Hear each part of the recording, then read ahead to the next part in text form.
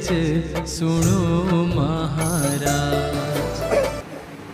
केवल हंसो साथ केवल साहेब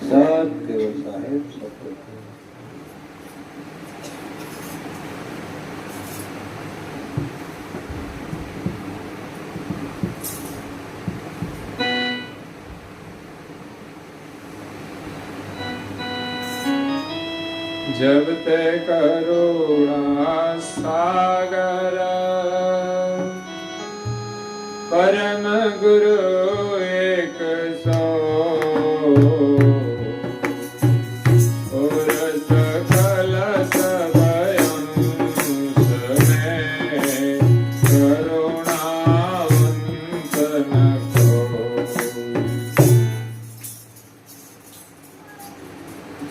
प्रिय भक्तजनों,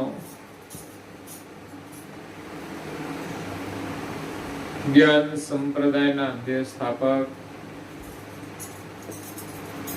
અનંત બ્રહ્માંડાધીશ કૈવલ કર્તાના પરમ વિશેષ અંશ સકર્તા સત કૈવલના મહાન સજાણ જાણ સ્વરૂપને અનેક ન્યાયો દ્વારા પ્રત્યક્ષ પ્રમાણથી प्रतिपादन કરી આપનાર પંચમ સ્વસમ વેદના રચયિતા અનંત અંશોના તારણહાર કૈવલ ધર્મ ધુરંધર નવ બુદ્ધિના સાગર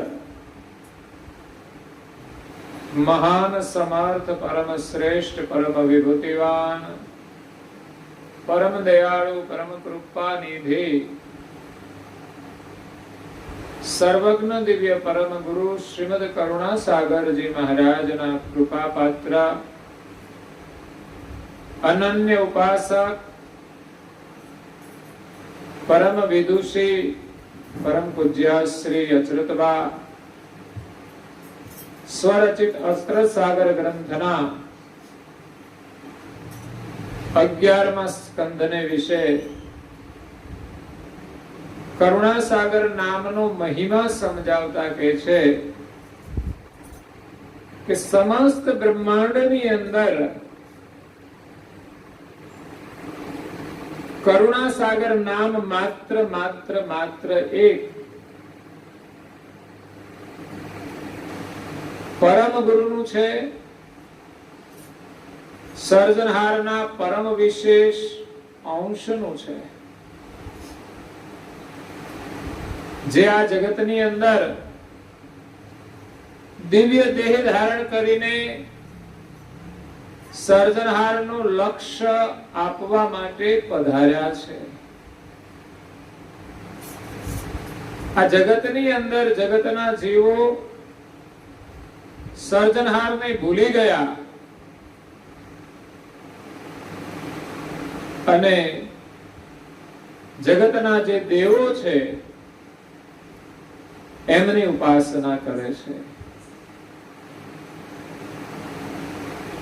પરંતુ દિવ્ય પરમ ગુરુજી કહે છે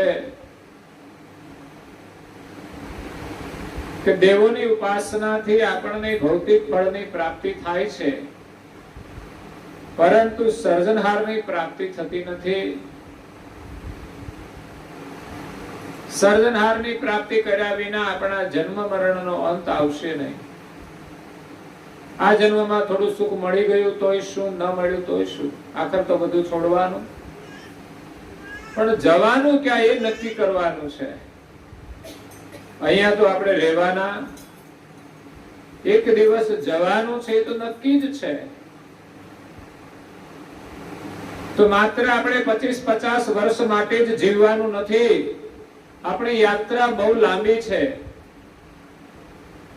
કરોડો યુગોથી આપણે સર્જનહારથી વિખૂટા પડી અને આ 84 લાખ પ્રકારના શરીરોમાં ભટકીએ છીએ।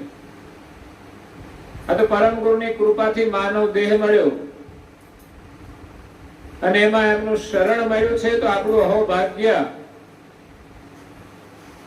અને વધારે સૌભાગ્ય એ છે કે આપણે એની કથા શ્રવણ કરીએ છીએ।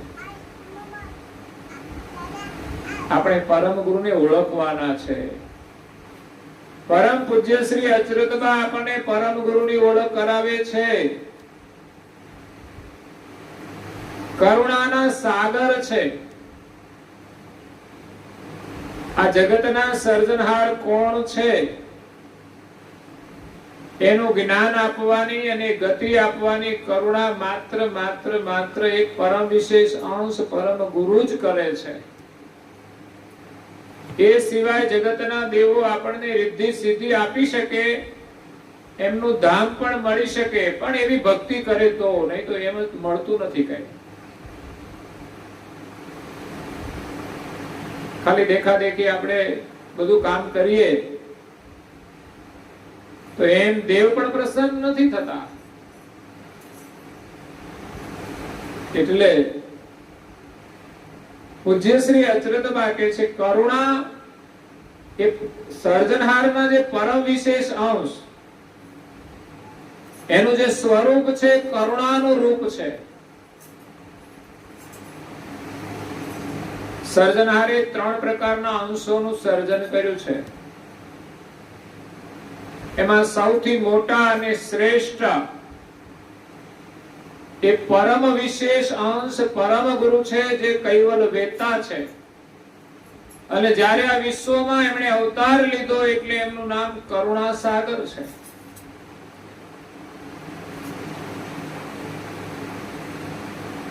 બીજા પ્રકારના અંશ એ બ્રહ્માંડની અંદર જે દેવોનું સર્જન કર્યું છે એ વિશેષ ગતિના દેવો છે કે આ જગતની અંદર સર્જનહારે સોંપેલું વિશેષ કાર્ય કરી રહ્યા છે. પરંતુ એ દેવતાઓ આપણને જન્મ મરણના દુઃખમાંથી છોડાવી શકતા નથી, કારણ કે સ્વયં બંધાયેલા છે, તો એ આપણને છોડાવી શકતા નથી. એટલે આ જગતની અંદર આપણે કોની ઉપાસના કરવી જોઈએ, કોનું ભજન કરવું જોઈએ, એનો નિર્ણય કરવાનો. આપણે દેવોનો આદર કરીએ છીએ, દેવોની વંદના કરીએ છીએ, પરંતુ આ ભવસાગરમાંથી પાર થવા માટે, સંસારમાંથી પારગતિ પ્રાપ્ત કરવા માટે પરમ ગુરુનું શરણ ગ્રહણ કરી એમની ઉપાસના કરવાની છે.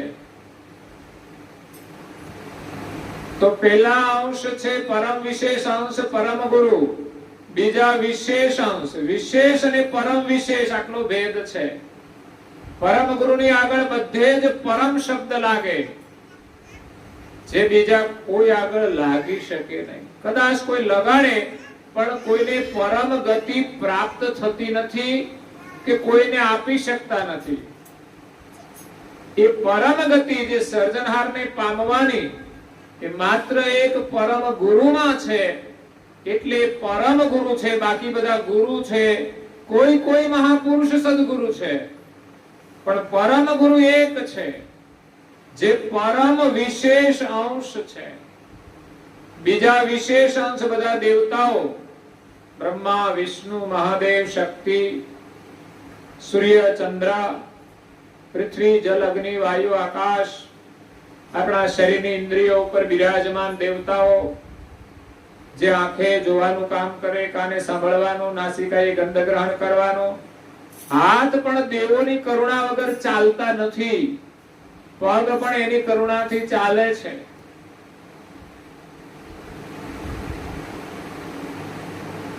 ઘણીવાર હાથની અંદર, પગની અંદર, શરીરના કોઈ અંગની અંદર ખોડ આવી જાય છે તો દેવી તત્વ જો કામ ન કરે તો આપણે ક્રિયા કરી શકતા નથી. કોઈ બોલી ન શકે તો દેવની કરુણા નથી, માટે કોઈ સાંભળી ન શકે એ દેવની કરુણા નથી. એટલે સર્જનહારે આપણા શરીરમાં દેવો શા માટે મૂક્યા છે કે આ શરીર દ્વારા આપણે જગતનો આનંદ લઈ શકીએ. પણ જીવન કોઈ દેવ આપતા નથી આપણને. જીવન દાતા એક સર્જનહાર કૈવલ છે, જેનો લક્ષ્ય લઈને દિવ્ય પરમ ગુરુ આવ્યા છે. એ પરમ ગુરુનું સ્વરૂપ એ જ આપણું જીવન છે. આપણી અને સર્જનાર વચ્ચે જે દોરી છે જીવનની, જેને સોહંગ તાર કહેવાય છે, સોહંગ શ્વાસ કહેવાય છે, બસ આ જીવન ક્યાંથી આવે છે ને જીવન આપે છે કોણ, એની ખોજ કરવાની છે. અને જીવન દોરી દ્વારા જ આપણને સર્જનહારની પ્રાપ્તિ થશે, નહીં કે યજ્ઞ, કોઈ કર્મકાંડ, તીર્થ, વ્રત આદિ ગમે તે કરીએ પણ સર્જનહારની પ્રાપ્તિ થતી નથી. સર્જનહારની પ્રાપ્તિ માટે પ્રથમ તો સર્જનહારનો નિર્ણય કરવો પડે. બધાને બાપ કહીશું તો અવિવેક થશે. ઘરમાં પણ આપણે એવું નથી કરતા. હા, નાના પપ્પા ને મોટા પપ્પા ને એવું બધું તમારે હોય છે, નાની મમ્મી ને મોટી મમ્મી, પણ વાસ્તવિક શબ્દ પ્રયોગ પપ્પાનો એક સાથે જ હોય છે, બીજા કાકા હોય, બાપા હોય, એ રીતના સંબોધન હોય છે. એટલે એક જ સર્જનહાર છે, એનો નિર્ણય કરવો પડે. પિતા એક, એમ બહેનો માટે પતિ એ પણ એક છે. હા, કોઈ કર્મવશાત, શ્રાપવશાત કોઈ જીવનમાં કોઈને વિશેષ પતિ હોય, એ આજ્ઞા રૂપે માન્યા હોય, પણ વાસ્તવિક પરંપરા આપણી સ્ત્રીઓ માટે એક જ પતિની છે. રાજાઓ અનેક રાણીઓ કરતા હતા, પણ કોઈ રાણીને અનેક રાજા હોય એવું સાંભળ્યું નથી.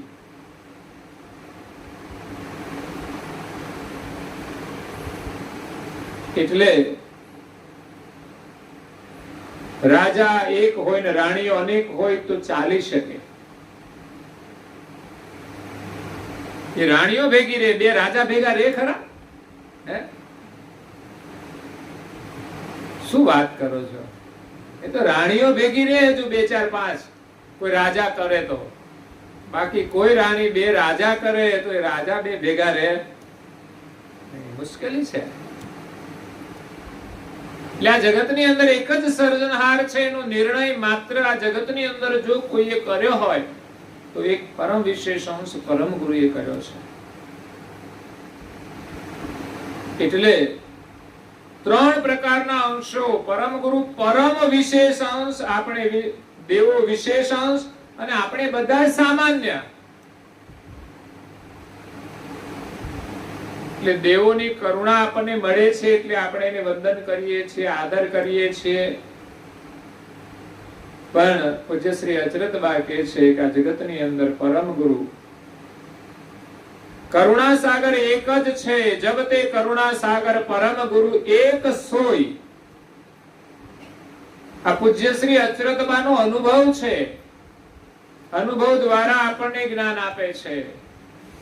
કરુણા સાગર એક શરીર હોય, દિવ્ય દેહ ધારણ કરીને આવ્યા, અને બીજા ચૈતન્ય અંશ.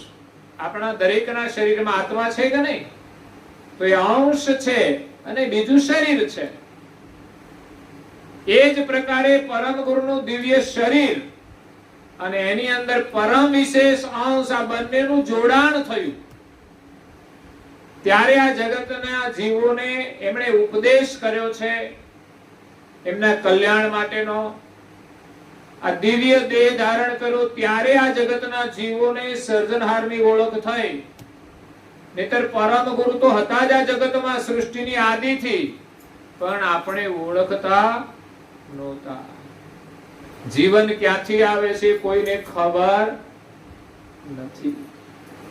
એ જીવન એ જ પરમ ગુરુ છે, અને જીવન દાતા એ કૈવલ છે. પણ જ્યારે પરમ વિશેષ અંશ ચૈતન અને એમનો જે દિવ્ય દેહ છે બંને ધારણ કર્યા, એકતા થઈ, અને જે સ્વરૂપ બન્યું એનું નામ છે કરુણા સાગર. જે ચૈતન્ય અંશ છે, કરુણાનું રૂપ છે, એના વગર કરુણા થઈ શકતી નથી. અને દેહ છે એના દ્વારા કાર્ય થાય છે, એ સાગરનું સ્વરૂપ છે. એટલે એવા કરુણા સાગર આ જગતની અંદર એક જ છે. ઓર સકલ સબ અંશ ને કરુણાવંત ન કોઈ. આ જગતની અંદર સામાન્ય અને વિશેષ અનેક અંશો છે, પણ એમાં કોઈ કરુણાવંત કે કરુણા સાગર નથી. આ ઘણા લોકો ઉપમા આપી દે, કોઈ એમના ગુરુને ઉપમા આપે, કોઈ દેવને ઉપમા આપે કરુણા સાગરની. પણ ખરેખર કરુણા સાગરનો જે ભાવ છે, અર્થ છે, જે ગતિ છે, જે કાર્ય છે, એ એમનામાં હોતું નથી. એટલે નામનું સંબોધન કરી દે વસ્તુ અલગ છે, પણ અહીંયા તો કરુણા સાગરની ગતિ છે એમનામાં, એટલે એનું નામ કરુણા સાગર પડ્યું છે. બાકી તો ઘણાના નામ બહુ સારા હોય, પણ એવા ગુણ હોતા નથી. અગર તો ગુણ સારા હોય, નામ ગમે તેવું હોય.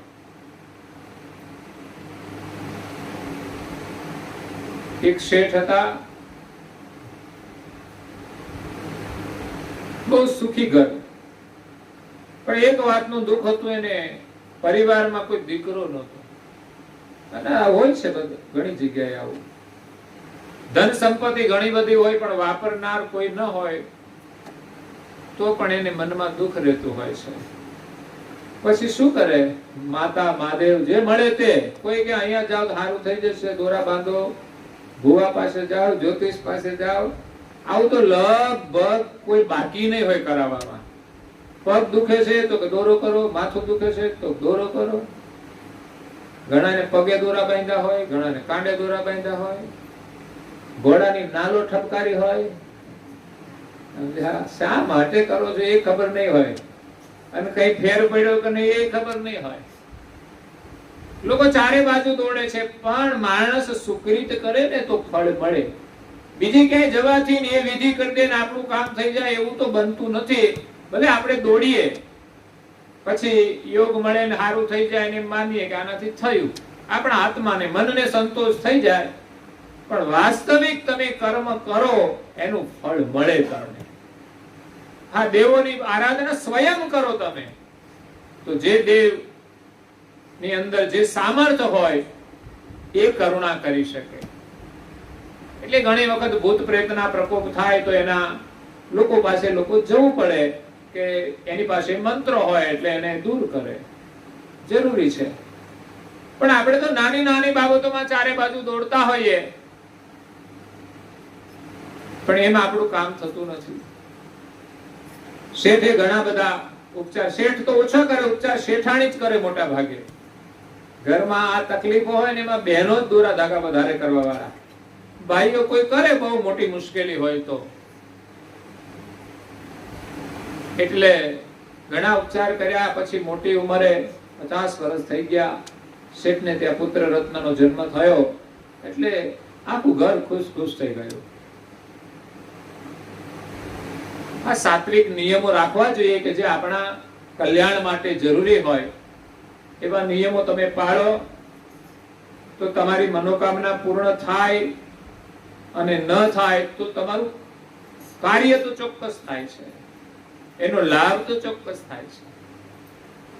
પછી આપણે મંદિરે જતા હોઈએ, દર્શન માટે જઈએ, કોઈ ગ્રંથ વાંચન કરીએ, કોઈ મંત્ર જપ કરીએ, નિષ્ફળ નથી જતું કશું, લાભ અવશ્ય થાય છે. એટલે શેઠને ત્યાં દીકરાનો જન્મ થયો, અને નામ તો ઘણા બધા લોકો સરસ પાડતા હોય છે. એમ આમને ત્યાં એક બે દીકરાનો જન્મ પછી મૃત્યુ થઈ ગયું. એને થયું કે આવું કેમ થતું હશે. એમાંય પાછી શંકાઓ આવે, વહેમ આવે, પછી બાજુમાં એક માજી કે તમે આ વખતે દીકરો જન્મે ને તો હું એનું નામ પાડીશ. શેઠ કે કઈ વાંધો નહીં. તો ફરી એમને ત્યાં એક દીકરાનો જન્મ થયો. દર વખતે તો સગા સંબંધીઓની બધા નામ પાડે, પોતે ઘરમાંથી કોઈ નામ પાડે, પણ આ વખતે તો બાજુમાં એક માજી હતા, એમની પાસેથી જ નામ પડાયું. અને માજી તો માજીના જેવું જ નામ પાડે, જૂની રૂઢીનું નામ. આજ તો કોઈને ગમે નહીં. ઘણા લોકો મને કહે કે અમારા છોકરાનું નામ પાડવાનું છે, પાડે નહીં હો પાછા, ખાલી કે ખરા આ પાડવાનું છે. આપણે સારું નામ આપીએ તો એને ગમે નહીં, કારણ કે નવો જમાનો છે, અત્યારે બધા નવા નવા નામ આવતા હોય છે, એવા બધા ગમે. કે સારું કઈ વાંધો નહીં, પાડે તોય નહીં, આપણે કોઈ તકલીફ નહીં, ના પાડે તોય કોઈ તકલીફ નહીં. આપણે તો છોકરા સારું કામ કરે મહત્વનું છે, નામનું કોઈ મહત્વ છે? મોટા થયા પછી સારા સંસ્કાર મળે એ મહત્વનું છે. તો માજીએ નામ રાખ્યું ઠનઠનપાળ.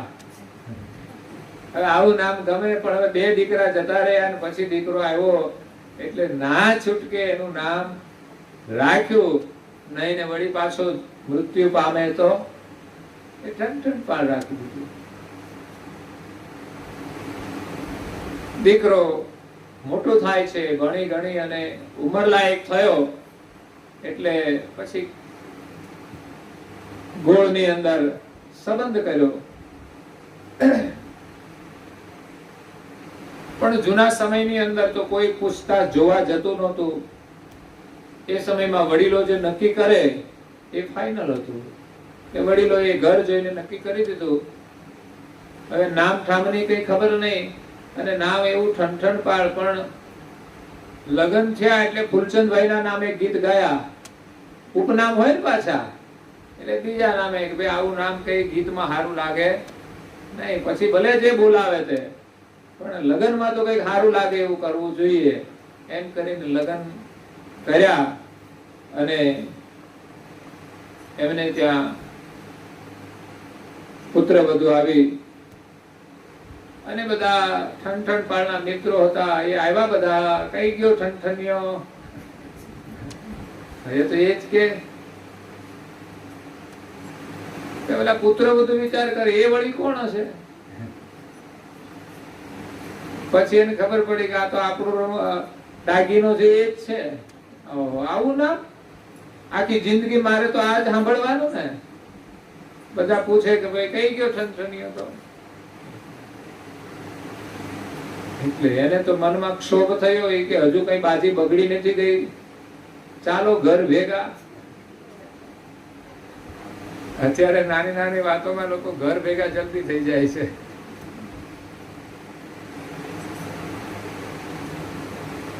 હાઈપર એકદમ જલ્દી નિર્ણય લઈ લેતા હોય છે. તો બેન તો પોટલું લઈને ઉપડ્યા. શેઠે ઘણા રોક્યા કે ભાઈ તમે રોકાઈ જાઓ, આ સુખી ઘર છે. પણ બેન રોકાયા નહીં. પછી તો લોકોના ઈગો વધારે કામ કરતા હોય છે, અહમ. હકીકતમાં કઈ જ ના હોય, પણ અહમ છે ને એ ભાઈઓ વચ્ચે ઝઘડા કરાવે, પતિ પત્ની વચ્ચે ઝઘડા કરાવે, પડોશી વચ્ચે ઝઘડા. કઈ જ વાતમાં દમ ન હોય. બજારમાં કઈ કામકાજ વાતો ચાલતી હોય ને કઈ વસ્તુ હોય, લેવા દેવા કઈ ને હોય, પણ અહમ છે ને ટકરાય એટલે લડાઈ ઝઘડા થઈ જાય છે.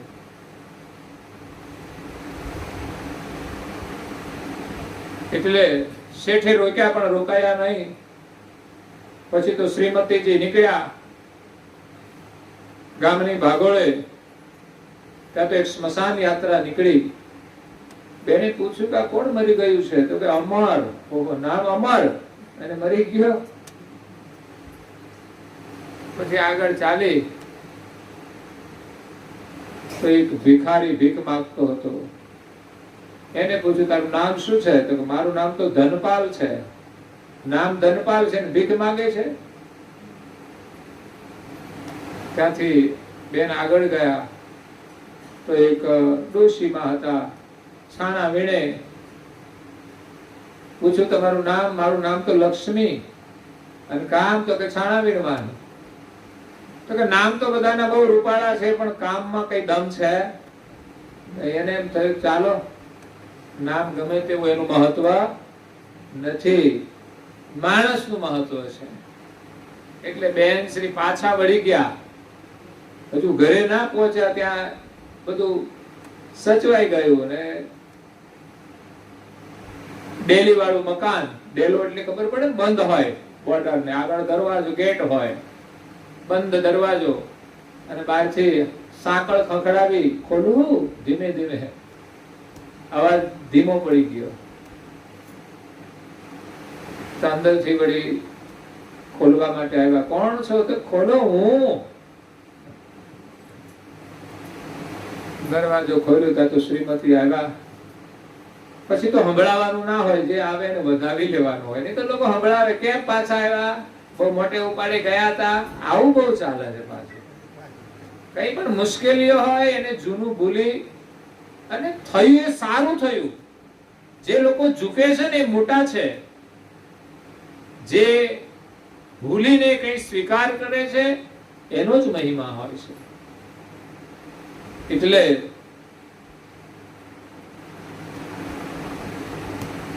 ઘરમાં આવ્યા પછી તો એમણે વાત કરી કે અમરને મેં મરતા જોયો, ભીખ માંગતો ધનપાલ, છાણા વીણતી લક્ષ્મી જોઈ, ઠીક છે અમારે ઠન ઠન પાલ. એટલે કે છે અમારે જે છે બહુ સારું છે, નામમાં કઈ મજા નથી. નહીં તો સારું નામ જોઈને ક્યાંક પરણી જાત, પણ ભીખ જ માંગવાની ને. ધનપાલ હતો, યુવાન હતો, પણ શું કરવાનું, રોજ ભીખ માંગીને જ પૂરું કરવાનું.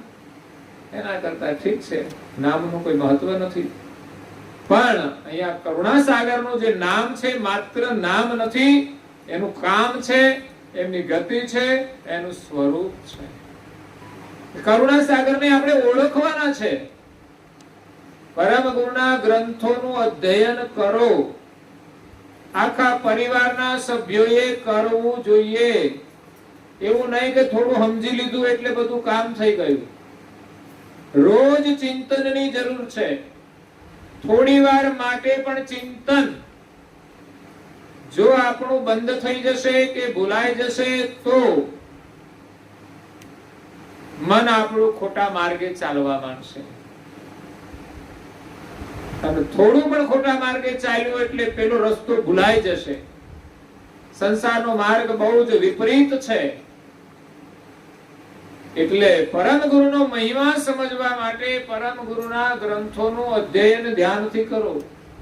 અત્યારે તો ચાતુર્માસ ચાલે છે. ગુરુગાદીમાં પરંપરા છે ચાતુર્માસ દરમિયાન 2 માસ સુધી રોજ કથા શ્રવણ કરવાની, પરમ ગુરુના ગ્રંથોને શ્રવણ કરવાના. તો આપણે ઘરે ગ્રંથનું વાંચન કરી શકીએ છીએ. એ પરમ ગુરુની કરુણા છે. એ જ્ઞાન રૂપી કરુણા જો મળશે તો હૃદયની અંદર પ્રકાશ થશે અને આપણામાં ભક્તિ કરવાની શક્તિ આવશે, હિંમત આવશે અને એનું સ્મરણ થશે. જેમ જેમ એના ગુણગાન કરીશું, એનો મહિમા ગાઈશું, એમ એમ આપણી વૃત્તિ પરમ ગુરુના સ્વરૂપ સાથે એકરૂપ થશે અને માયામાંથી ઉપરામ થશે. સંસારના જેટલા પણ દુઃખો છે એ બધા જ આ શરીરના સંબંધને લઈને છે. જેટલા દુઃખ છે શરીરને લઈને છે. એટલે આપણે જેટલા પણ શરીર સુખની પાછળ દોડીશું એનું પરિણામ દુઃખ, દુઃખ ને દુઃખ જ છે. પરંતુ શરીરને છોડીને આ શરીરને જે ચલાવનારો ચૈતન્ય છે એને જો ઓળખીશું તો બધા જ દુઃખોનો અંત આવી જશે. એ ચૈતન્યનું અવિલાન કરવાનું છે અને એનું અવિલાન કરવા માટે પૂજ્ય શ્રી અચરતબા કહે છે, એહી પરમ ગુરુ નામ કો નિર્ણિત કિએ નિરાલ, જેહી કહુન કે સિર નહીં તે કહો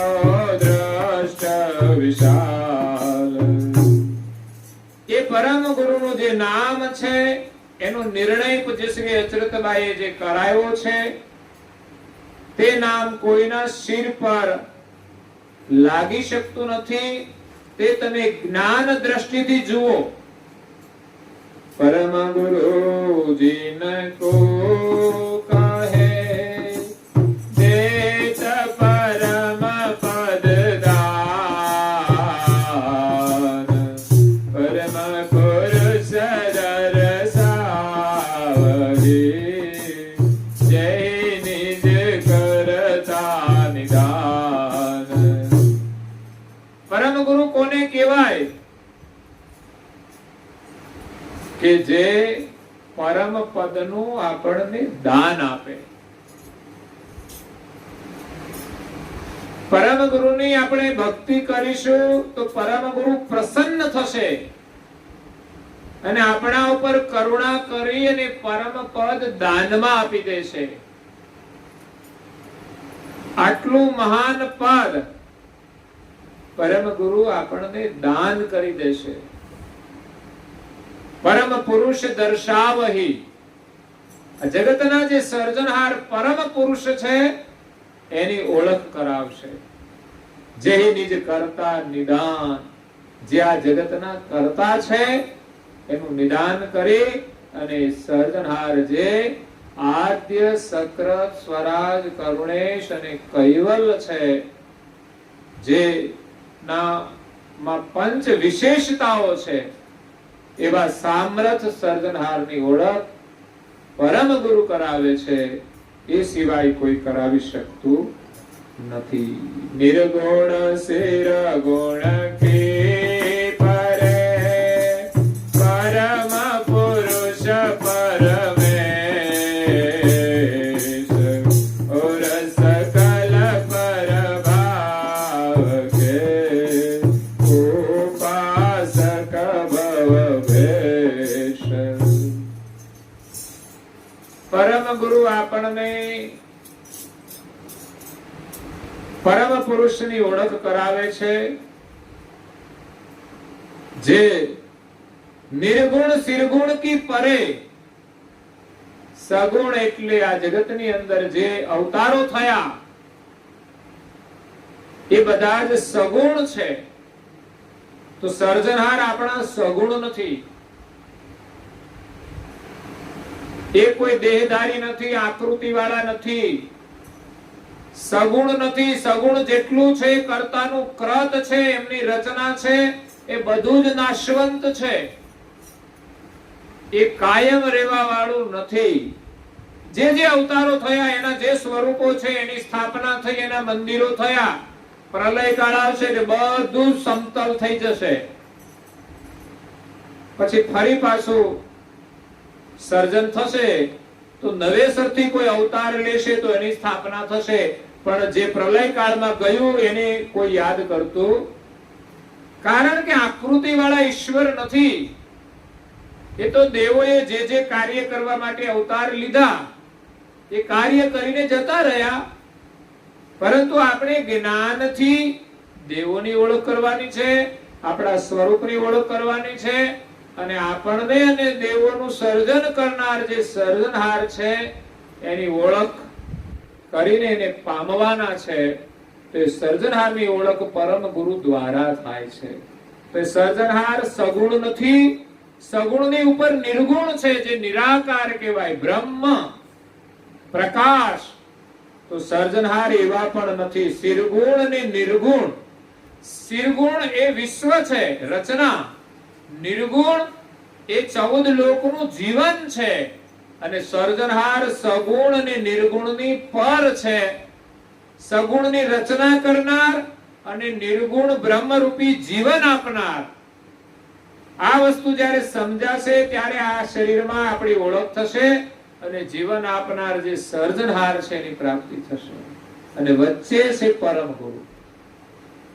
તો સિરગુણ નિર્ગુણ કી પરે પરમ પુરુષ પરમેશ. એક જ પરમેશ્વર જે સગુણની રચના કરનાર અને નિર્ગુણ બ્રહ્મરૂપી જીવન આપનાર, બ્રહ્મ વ્યાપક છે. એટલે સંસારમાં જેટલા પણ અંશો છે બધા જ બ્રહ્મનું જીવન લે છે અને જીવન આપનાર સર્જનહાર એ બધાથી ન્યારા છે, એને કોઈ જાણતું નથી. और सकल प्रभाव के उपासक भव भेष, આ જગતની અંદર એ સર્જનહારને જાણતા નથી, એટલે આખી દુનિયા ભવની અંદર જે વેશધારી છે, જે દેહધારી છે, એની ઉપાસના સૌ કોઈ કરે છે અને એનો આ દુનિયામાં વિશેષ પ્રભાવ ચાલે છે. કારણ કે લોકોને પણ કોઈને મોક્ષ નથી જોઈતો, પણ મારે આ જોઈએ છે, મારે પેલું જોઈએ છે, એટલે આ દુનિયામાં દેવોનો જે પ્રભાવ છે એના પ્રભાવમાં આવીને એનું ભજન કરે છે. પરભાવિક મે સબ પછે જેનો જય દ્રઢ વિશ્વાસ, પણ નિજ કરતા ચિનાય છે સફલિત સકલ ઉપાસ. પરભાવિક ને સબ પચે, આ દુનિયામાં દેવોનો પ્રભાવ છે, એના ગુણ, એની કીર્તિ આ જગતની અંદર જે તે ધર્મગુરુઓ થયા એમણે પણ કરી છે અને સામાન્ય જીવો એના પ્રભાવમાં આવીને એમના સૌ કોઈ ગુણગાન ગાય છે. જેને જેમાં વિશ્વાસ હોય એના એ ગુણગાન કરે છે. કોઈ બધાના ગુણગાન નથી કરી શકતું, પણ જેને જેમાં વિશ્વાસ આવ્યો એ ઈષ્ટદેવને માને છે. પણ પૂજ્ય શ્રી અચરતબા કહે છે, પણ નિજ કરતા ચિનાય તે. લોકો અલગ અલગ પ્રકારના દેવોની ઉપાસના કરે છે. કોઈના ઘરમાં 2 ઉપાસના હોય, 4 હોય, 5 હોય, 10 દેવ બેસાડે, પણ એથી વધારે એમાં હમાય નહીં પછી ઘરમાં. નહીં તો આ દુનિયામાં ઘણા બધા દેવો છે. રાજસ્થાનના જુદા, મધ્યપ્રદેશના જુદા, મહારાષ્ટ્રના જુદા, હરિદ્વારના જુદા, ને બધા દેશના જુદા જુદા ભગવાન બધા લાવીએ તો આપણા ઘરમાં જગ્યા જ ના રહે. પણ દેવો અનેક છે. આપણા હિન્દુ શાસ્ત્રો માને છે દેવો 33 કરોડ છે અને દેવીઓ 9 કરોડ. કેટલા થયા? 42. બધા અલગ અલગ દેવને માને ને તો 2-3 ભાગમાં આવે ભારતમાં. એટલે દુનિયા દેવોના પ્રભાવમાં આવીને એની ઉપાસના કરે છે, પણ એનાથી એની ભૌતિક સુખ મળે ના પણ મળે, પણ આખર જે મળે એ છોડી દેવાનું. સુખ આપે ના પણ આપે. તમે જુઓ મહાભારત તો તમે બધા જાણો છો ને, એના બધા જ પાત્રો કોઈ કોઈ દેવોનું તપ કરે, આરાધના કરે, વરદાન મળ્યા, પણ છેવટે પૂરું થઈ ગયું મહાભારત. બધું સમાપન થઈ ગયું, કશું રહ્યું ખરું વરદાન જેવું? જે જે વરદાન મળ્યા જીવન પૂરું થયું, સાથે પૂરા થઈ ગયા, એમાં કોઈનું કલ્યાણ ના થયું. કારણ કે આત્મા લક્ષ્ય વિના કોઈનું કલ્યાણ થવાનું નથી. ઘણા યજ્ઞો કર્યા, તીર્થોમાં ફર્યા, પણ આત્મ કલ્યાણ વિના કે કોઈ એવા સમર્થ ગુરુની કૃપા વિના કોઈને આત્મજ્ઞાન થતું નથી. આત્મજ્ઞાન વિના કલ્યાણ થતું નથી. પણ પૂજ્ય શ્રી અચરતબા કહે છે, પણ નિજ કરતા ચિનાય તે. પણ જો નિજ કરતાને તમે ઓળખો અને એની ઉપાસના કરો, એનું ભજન કરો, સફલિત સકલ ઉપાસ. દુનિયામાં બધા બધી જુદી જુદી ઉપાસના કરે છે, પણ એક માલિકની ઉપાસના કરો, તમારી બધી જ ઉપાસના સફળ થઈ જશે. તમારે કોઈ જુદી જુદી ઉપાસના કરવાની રહેશે નહીં. ઉપાસક વિનોયંશ કે કારજ કબો ન હો, સબ તે કરહી ઉપાસના, પરમ ગુરુ કી સો. ઉપાસક બીનો અંશ કે કારજ કબુ ન હોય. જેને પણ પોતાનું કાર્ય કરવું હોય, કલ્યાણ કરવું હોય, સુખી થવું હોય, તો તમારે ભક્તિ કરવી પડશે, ઉપાસના કરવી પડશે, ઉપાસક બનવું પડશે. એવું નહીં કે મહારાજ માથે હાથ મૂકે ને અમારું બધું કામ થઈ જાય એવી બહુ આશા ના રાખતા. તમે આવશો તો અમે તો તમે જેમ કહેશો એમ કરીશું, તમે જેમ કહેશો એમ કહીશું. એ તો તમારું કહેલું હતું ને. પણ જ્યારે તમે કોઈ સુકૃત કરો અને કર્મથી કોઈ મહાપુરુષ પ્રસન્ન થાય અને એના અંતરમાંથી જે ભાવના વ્યક્ત થાય એ આશીર્વાદ છે. કર્મ જ તમારું આશીર્વાદ છે અને એનાથી તો આખી દુનિયા પ્રસન્ન થાય. ઘરમાં તમે સારું કામ કરો, ઘરમાં બધા જ ખુશ થઈ જાય તો એ આશીર્વાદ છે. ઘરમાં મા બાપના આશીર્વાદ છે.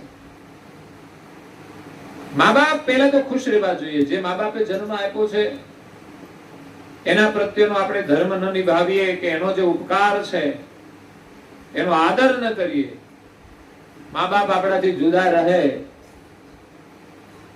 તો ત્યારે આપણે સુખી થવાના નથી. ફરી મનુષ્યનો જન્મ નહીં મળે. કદાચ ભૌતિક સુખ સંપત્તિ હોય, માણસ ભૂલી જાય અને કોઈ નાની નાની બાબતોમાં મા બાપ જુદા રહેતા હોય, એકલા રહેતા હોય, દુઃખ થાય.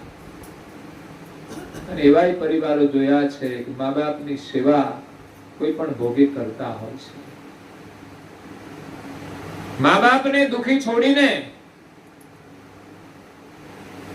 દીકરાઓ કંઈ કરતા નથી. ભલે જે પરિસ્થિતિ હોય એમાં રહે પણ એને છોડે નહીં. તો ઘણા લોકો તો મા બાપ સાથે અનબન હોય એટલે મા બાપ સાથે સારી અનબન હોય.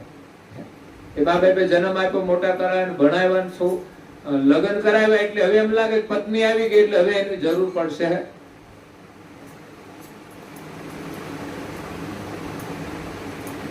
પત્ની અને માતાને કઈ પ્રોબ્લેમ હોય ને તો પેલા તો પત્નીને કહેવું પડે કે માં પેલા છે, પછી પત્નીનું સ્થાન છે.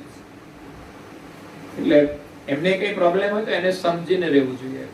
પણ માં સાથે ક્યારે વિયોગ ન કરવો જોઈએ અને કોઈ પ્રયાસ પણ ન કરવો જોઈએ. તો ઉપાસક બેનો અંશ કે કારજ કબૂ ન હોય. એટલે મારું કહેવાનું એ છે કે તમે બધા જ ઘરમાં ઉપાસના કરજો. ઉપાસનાનો અર્થ થાય છે ઉપવત્તા આસન. પરમ ગુરુના સમીપમાં આપણું આસન રહે, એમની આરાધના કરીએ, પ્રાર્થના કરીએ, એનું ભજન કરીએ, સમીપમાં બેસીને. અગર તો આપણું મન અને વૃત્તિ પરમ ગુરુના સમીપમાં બિરાજમાન થાય, ઉપાસના. ઉપ નજીક, આસન, પરમ ગુરુના સમીપમાં આસન કરવું એ ઉપાસના છે.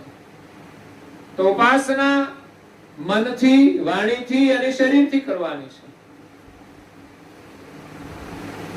પરમ ગુરુએ લક્ષ્ય ભજનને ઉપાસના કહી છે.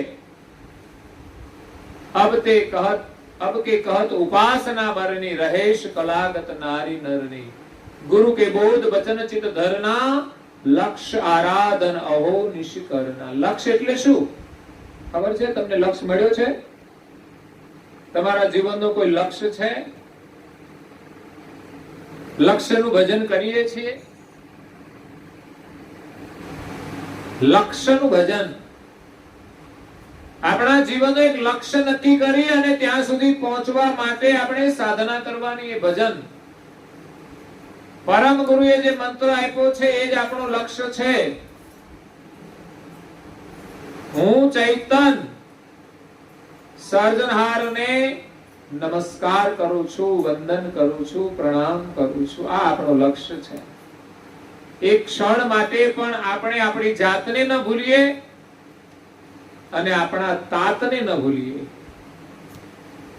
પછી સંસારમાં રહીએ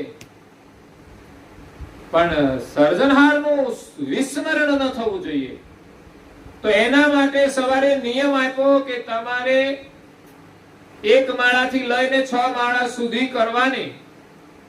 120 જાપ થી લઈ 720 જાપ નિયમથી કરવા. પણ આવું નથી કરતા લોકો. કઈ તકલીફ હોય તો કે જાઓ તમે દોરો બંધાઈ આવો. આમના પાસે જોવડાય હું નડે છે, પણ તું મંત્ર જાપ કર ને વિશ્વાસ રાખ, બધું સારું થઈ જશે. લોકોને ભજનમાં રસ નથી, ભોજનમાં ખરો થોડો, અને ભોંજગઢમાં એનાથી વધારે રસ લોકોને. લ્યો, નકામી વાતો કરવાની હોય તો લોકો આમ ઉભા ના થાય. તમારે મારી જોડે બેઠા હોય થોડી વાર મેં કે હાલો જઈએ, જવાનું જ છે ને, ઉપડો ત્યારે બીજું હું. એટલે ઘરના દરેક સભ્ય લક્ષ્ય ભજન યા તો મંત્ર જપ કરતા હોવા જોઈએ. નવા હોય એના માટે થોડું હોય, પણ જે જૂના છે ને એને તો પૂરો નિયમ અત્યારે થવો જ જોઈએ. પરમ ગુરુની આજ્ઞા અનુસાર વહેલા ઉઠવું જોઈએ, બ્રહ્મ મુહૂર્તમાં ભજન કરવું જોઈએ. ત્યાર પછી આપણે વાણીથી ઉપાસના કરવાની, પાઠ કરવાનો એ આપ્યો છે. કારણ કે કેટલા પવિત્ર વચનો છે. માત્ર જાણવાથી કામ નહીં થાય, પણ નિરંતર એનું ચિંતન કરવું પડશે, એનું સ્મરણ કરવું પડશે, આચરણમાં લેવું પડશે. માત્ર નોલેજ થી કામ નથી થતું. નરેન્દ્ર મોદીએ પરમ દિવસે ભાષણમાં કહ્યું હતું, આંતરરાષ્ટ્રીય ભાષણ હતું, કે અત્યારના યુવાનોની અંદર સ્કિલની જરૂર છે. નોલેજ હોય એની પાસે ડિગ્રીઓ વાળા બહુ ફરે છે. લોકો કે ડિગ્રીઓ બહુ છે, પણ ખાલી નામાં નાનું કામ મળે તો શરમાયા વગર કામ કરવાનું ચાલુ કરી દો. તમારી સ્કિલ ડેવલપ થશે ને, તમે વડાપ્રધાન સુધી પહોંચી જશો. વડાપ્રધાન પાસે કોઈ મોટી ડિગ્રી નથી, એ બહુ મોટું કઈ ભણેલા નથી, બોલો, પણ એની સ્કિલ થી એ છેક પ્રધાનમંત્રી સુધી પહોંચી ગયા છે. એને કહ્યું સ્કિલ જોઈએ, રીસ્કિલ જોઈએ અને અપસ્કિલ જોઈએ. 3 સ્કિલ ની વાત કરી, 3 સ્ટેપ. દ્રષ્ટાંતો આપી આપીને લોકોને, યુવાનોને જગાડવા પ્રયાસ કર્યો છે. આપણે અહીંયા યુવાનો બજારે નોટલે બેઠા હોય, રખડતા હોય, તો કેવી રીતે એમનો વિકાસ થાય, પરિવારનો વિકાસ થાય કે દેશનો વિકાસ? દેશમાં કામ કરવા વાળા જોશે. નવરા બેઠા છે તો કંઈ પણ કામ કરીએ, ઘણું કામ હોય છે. મારી જોડે આવે તો કામ ખૂટે જ નહીં, પૂછો તમે.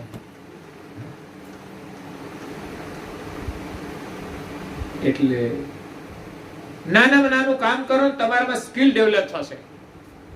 એમણે એક સુંદર દ્રષ્ટાંત આપ્યું હતું કે આપણે લાકડું હોય, લાકડું જે ઝાડનું મોટું, એ કોઈના ઉપયોગમાં નથી આવતું, પણ જો સ્કિલ થી એની અંદરથી કઈ સાધન બનાવવામાં આવે, કોઈ ખુરશી બનાવી, તો લોકો આરામથી એમાં બેસી શકે. આ સ્કિલ છે. હું તો વિડિયા ઘણી વખત જોતો હોઉં છું, આ મિસ્ત્રીના તો જુદી જુદી જાતના જે સાધનો બનાવતા હોય, મને એમાં જોવામાં રસ પડે કે શું એની કલા છે, આ સ્કિલ છે. પછી એક જ જાતની ખુરશી બનાવે એવું નહીં, પછી રીસ્કિલ થાય, એની અંદર વેરિએશન આવે, ડિઝાઇન જુદી જુદી આવે. તમે જુઓ ને કપડામાં કેટલી બધી વેરિએશન આવે. આ સ્કિલ છે બધી, એટલે એની ડિમાન્ડ ચાલે છે. એકની એક ડિઝાઇન બનાવ્યા કરે, પછી એમાં કોઈને રસ ના રહે. ઘરમાં તમને રોજ ખીચડી કઢી ખવડાવે એટલે પછી તમારું ઉઠી જાય. પણ તમે સ્કિલ ડેવલપ કરો છો ને, કે કઈ નવું નવું ટીવીમાં જોઈને પણ, ચોપડીઓ વાંચીને પણ લોકો નવું નવું બનાવે છે. ક્યાંક બજારે ખાધું હોય તો પછી ઘરે ટ્રાય કરે છે કે આપણે બનાવવું, પેલું શું કહેવાય, મંચુરિયમ. આ બધું સ્કિલ ડેવલપ થાય છે. તમે બનાવો, સારી વાત છે, તમારામાં સ્કિલ ડેવલપ થાય છે. રીસ્કિલ થવી જોઈએ, વેરિએશન હોવું જોઈએ. અને ત્રીજું અપ સ્કિલ. લાકડામાંથી ખુરશી બનાવી, સ્કિલ. રીસ્કિલ દ્વારા વેરિએશન બનાવ્યું, અને એનાથી અપ સ્કિલ. એ માત્ર ખુરશીઓ જ નહીં, મોટા મોટા એવા સરસ ફર્નિચર બનાવે કે લાખો રૂપિયા કમાય એમાંથી. અત્યારે જે બધા મોટું ફર્નિચર કરવા વાળા છે ને, એમાં બહુ કમાણી હોય છે. બાકી નાનું નાનું કામ મિસ્ત્રી કરતા હોય તો એમાં હું જીવન ગુજરાન ચાલે છે. પણ અપ સ્કિલ કરે ને તો એ મોટી કમાણી કરી શકે છે. એમ ભક્તિની અંદર પણ આપણે માત્ર જે કરીએ છીએ ને એટલેથી આપણે સંતોષ નથી માનવાનો, એમાં પણ આપણે આગળ વધવાનું છે. તો બધા જ નિયમ લો, પરમ ગુરુની માળા કરીએ રોજે. નાના બાળકોને પણ કૈવલ મંત્ર 11 વખત કરાવીએ. ઉપાસનાનો પાઠ આપણે નિવૃત્ત લોકો તો બધું જ કરી શકે. એનાથી સેકન્ડ ક્લાસમાં અડધું કરે, એનાથી નાના હોય પા ભાગનું કરે. અને ના કરે એવા તો કોઈ ના હોવા જોઈએ. એ નકામા હોય તો કશું કરે નહીં, પણ કંઈક તો કરવું જોઈએ. આપણા બાળકોને આ સંસ્કાર આપવાની જરૂર છે. ભણતર તો એને મળશે સ્કૂલોમાં, પણ સંસ્કાર આપવાનું કામ તો આપણે જ કરવું પડશે. એટલે બધાને ઉપાસના આવડતી હોવી જોઈએ. હું વારંવાર એક આગ્રહ રાખું છું કે તમારા ઘરના બધા સભ્યોને જે વિધિ તો કમસે કમ શીખવાડો. મારી પાસે આવે માઇક આપો તો હા હે કરે, ના ના ના ના, એટલે હું ના ના કરે જરા. જેવું થાય તેવું ભૂલ પડે તો ભલે પડે, પણ આગળ આવો, શીખો. તમને જેટલું આવડશે ને એટલા તમે નિર્ભય થતા જશો. કોઈ પણ ક્ષેત્રમાં તમે કામ કરવા જાઓ તો તમને ના ના ના ના ના, તો તમે ક્યારે આગળ નહીં વધી શકો. નાની પોસ્ટ ઓફિસની નોકરી હોય ને પણ એકવાર લઈ લો તમે. 5,000 રૂપિયા આવતા થાય, 12 મહિને 65,000 રૂપિયા કે રખડવાના તો કોઈ આપવાનું નથી, તો ઉપયોગી થશે. મહત્વ છે. અને એમ કરતા કરતા આગળ જવાશે. એટલે પરમ ગુરુની ઉપાસના આપણે કરીએ. તબ તે કરહી ઉપાસના પરમ ગુરુ કી સોઈ. આ જગતની અંદર પૂજ્ય શ્રી અચરતબા કહે છે પરમ ગુરુની ઉપાસના એ બધા દેવોથી શ્રેષ્ઠ ઉપાસના છે, કે પછી આપણે બીજી કોઈ ઉપાસના કરવાની જરૂર પડે. અષ્ટ સિદ્ધિ નવ નિધિ સબે સુખ સંપત સબ સાજ, ગુરુ ઉપાસન में સબે પામે અનુભવ રાજ. પરમ ગુરુની ઉપાસનાથી આપણને રિદ્ધિ અને સિદ્ધિ પણ મળે છે, અને અંતે મોક્ષની પ્રાપ્તિ થાય. મૂળ ઉદ્દેશ આપણો મોક્ષનો છે કે કાયમને માટે આ બધા જ પ્રકારના બંધનોમાંથી, દુઃખોમાંથી આપણને મુક્તિ મળી જાય. પણ એ ક્યારે થશે? પરમ ગુરુની ઉપાસના કરીશું. પરમ ગુરુની ઉપાસના એટલે કૈવલનું ભજન. કૈવલનું ભજન એટલે મંત્રનો જાપ અને ઉપાસનાનો પાઠ. આ બે કરવું જોઈએ. કપાળમાં તિલક કરીને કરો, પૂજન કરો, બસ આટલું તો કરો જ. અને ધ્યાન ભજન તો મહત્વની પ્રવૃત્તિ છે. ધ્યાન ભજન કર્યા વિના આપણને આપણા સ્વરૂપની ઓળખ નહીં થાય. આત્મભાવ આવશે તો જ દુઃખોનો અંત આવશે. શરીર ભાવની અંદર ક્યારે સુખ મળવાનું જ નથી. યાદ રાખજો. તમે લાખ પ્રયત્નો કરશો, છેલ્લે દુઃખી થઈને જ મરવાના. તમે જોજો, શરીર ભાવના ગમે તેટલા સાધનો હશે પણ આખર તો દુઃખી જ થવાનું. ગમે તેટલું ખાશો, ભુક્તમાન કરશો, છેવટે શરીર બગડી જવાનું, દુઃખી થઈને જવાનું. પણ આત્મભાવની અંદર જીવશો તો તમારી સદગતિ થશે. અને આત્મભાવ વર્તમાનમાં જો હશે તો પણ સંસારમાં પરિસ્થિતિ ગમે તે હશે પણ દુઃખની અનુભૂતિ નહીં થાય. આત્મભાવ અને શરીર ભાવ. શરીર ભાવથી દુઃખની અનુભૂતિ થાય છે. જેટલા દુઃખો છે શરીરના સંબંધને લઈને જ છે. જો તમારામાં આત્મભાવ હોય તો દુઃખી પરિસ્થિતિમાં પણ તમને દુઃખ નહીં થાય. પરિસ્થિતિ એની એ જ છે. ગરીબ હોય, રોહિદાસ ચમાર ઝૂંપડામાં રહેતા હતા, પણ છતાંય સહેજે દુઃખી નહોતા. કેવી રીતે બની શકે? તો કે એક ગ્લાસ તમે પાણી લો, એ પાણીની અંદર એક આપણે પેલા પેનની અંદર પૂરવાની શાય આવતી હતી. અત્યારે તો બોલ પેન આવે છે, પણ શાય, ખડિયો આવતો હતો. એ ખડિયાનું એક ટીપું તમે પાણીના ગ્લાસમાં નાખો તો શું થાય? પાણી કેવું થઈ જાય? કાળું થઈ જાય, શ્યામ થઈ જાય, બ્લુ કલરનું થઈ જાય. બ્લેક શાય આવતી હતી, બ્લુ આવતી હતી, તો આખું પાણી ગ્લાસનું શ્યામ થઈ જાય. ટીપું એક જ માત્ર હતું ને, ગ્લાસ તો પાણીનો મોટો હતો, પણ આખા ગ્લાસને શ્યામ બનાવી દે છે. અને એ જ શાયનું ટીપું તમે નદીમાં નાખો તો નદી કાળી થશે ભાઈ? કેમ? તો કે નદીની અંદર વિશાળતા છે. એક સામાન્ય ટીપું એને શ્યામ કરી શકતું, એનું અસ્તિત્વ એની અંદર રહેતું પણ નથી. તો એ જ રીતે આપણા જીવનમાં આવનારું દુઃખ એ શાયના ટીપા જેવું છે. આપણું જીવન જો પાણીના ગ્લાસ જેવું હશે સંકુચિત, તો દુખી દુખી દુખી થઈ જશે. શરીર ભાવની અંદર હશે તો દુખી થશે, પણ આત્મભાવની અંદર વિશાળ હોય છે. નદી જેવું આપણું જીવન બની જાય, પરમાર્થી જીવન બની જાય. એના જીવનમાં શાયના ટીપા કેટલાય આવે ને તો એને દુઃખની અનુભૂતિ થતી નથી. બસ આ એક સુવિચાર જીવનમાં આપણે લઈ લઈએ ને તોય સુખી થઈ જઈએ. અને ભગવાનનું ભજન કરીએ, આત્માનું ચિંતન કરીએ. પરમ ગુરુએ મંત્ર આપ્યો છે, આ બહુ કિંમતી છે, પણ ભજન આપણે કરવાનું છે, નિયમ આપણે લેવાનો છે. તો ઘરના બધા જ સભ્યો સંકલ્પ કરીને પ્રયાસ કરજો કે આપણો આખો પરિવાર પરમ ગુરુનું ભજન કરે, એની ઉપાસના કરે, એની પૂજા કરે, એની વંદના કરે, અને પછી તમારું કામ આખો દિવસ કરવાનું જ છે. અને ખાસ એકવાર ગ્રંથનું અધ્યયન અવશ્ય કરો. ચાતુર્માસમાં નિયમ લો કે 2 મહિના. પેલા અમારા યુવાનો કહેતા કે અમે પેલા ભજન કરતા હતા, એમ હવે તો મારે જ કરવાનું, એને હવે જરૂર નહીં, હું કરીશ એટલે આવી જશે. અમારા ગામમાં ભજન થવું જોઈએ, અમારે કરવાની જરૂર નહીં. ઉભરા આવે, શરૂઆતમાં ઉભરો આવ્યો ને તો બધા આવ્યા ને પછી થોડા દિવસમાં તો નદી હુકાઈ ગઈ. પછી તો આ માતાઓની નદી વહે છે. બસ ઘરમાં પ્રસાદ લાવે ને ભાઈઓ ખાય, અને એ ના લાવે તો બજાર તો મળે જ છે, પાનના ગલે એ જ આપે બધા. એટલે આપણામાં શુદ્ધિ આવવી જોઈએ. આપણે ધર્મ પાડીએ છીએ તો આપણા જીવનમાં વ્યવહારમાં શુદ્ધિ હોવી જોઈએ, વિચારમાં, વાણીમાં, વર્તનમાં. પછી એવા ને એવા નબળા વિચાર રાખીને જીવીશું તો ધર્મનું મહત્વ શું? આપણો ધર્મ શક્તિશાળી હોવો જોઈએ કે આપણા જીવનમાં આપણે ધારીએ તે પરિવર્તન લાવી શકે, આપણે જે ઈચ્છીએ થઈ શકે.